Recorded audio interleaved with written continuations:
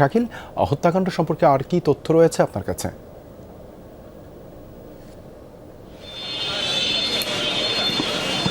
হত্যাকাণ্ড সম্পর্কে যদি বলি, এই ঘটনাটা কিন্তু ঘটেছে একদম পারিবারিক যে কলহ রয়েছে সেই ঘটনার কারণে।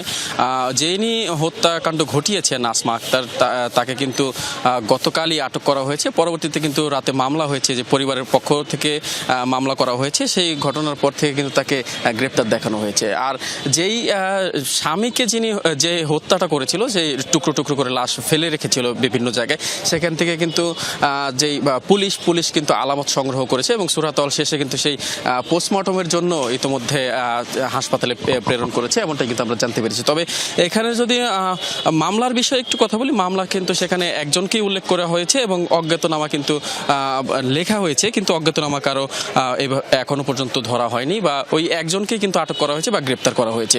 তবে যে আমরা যতটুকু জানতে পেরেছি, যিনি হত্যাকারী তার কিন্তু স্বীকারোক্তি ছিল যে একদম পারিবারিক কলহের জেরে তার স্বামী হয়তো ফোনে কোনো মেয়ের সাথে কথা বলতো, সেই সন্দেহ থেকে কিন্তু তাদের কলহের শুরু হয়। সেখানে কিন্তু তিনি একটি রড দিয়ে তার স্বামীর মাথায় বাড়ি দেয়, সেখানে তিনি পড়ে গেলে কিন্তু তার পরবর্তী সময়ে এই ঘটনাটি ঘটে এবং তার যে ক্ষতবিক্ষত মরদেহ সেখানে কিন্তু গতকাল বিকেলেও কিন্তু পদ্মার পারে, নড়িয়ার পদ্মার পারে, সেখান থেকে কিন্তু হাত এবং পা কিন্তু উদ্ধার করা হয়েছিল। সেই সময় কিন্তু জানা যায়নি যে এই হত্যাকাণ্ডটি কিভাবে মূলত ঘটেছিল। পরবর্তীতে এই ঘটনার পরে যিনি আটক হয়েছে, তারপরে যে আসমা আক্তারকে ধরার পরে কিন্তু তিনি সবকিছু স্বীকার করার পরে কিন্তু পুলিশ জানতে পেরেছে যে কোথায় কোথায় টুকরোগুলো ফেলেছিল। পরবর্তীতে কিন্তু সেগুলো উদ্ধার করে পুলিশ পোস্টমর্টমে পাঠিয়েছে। এই ছিল। ধন্যবাদ শাকিল যুক্ত হবার জন্য।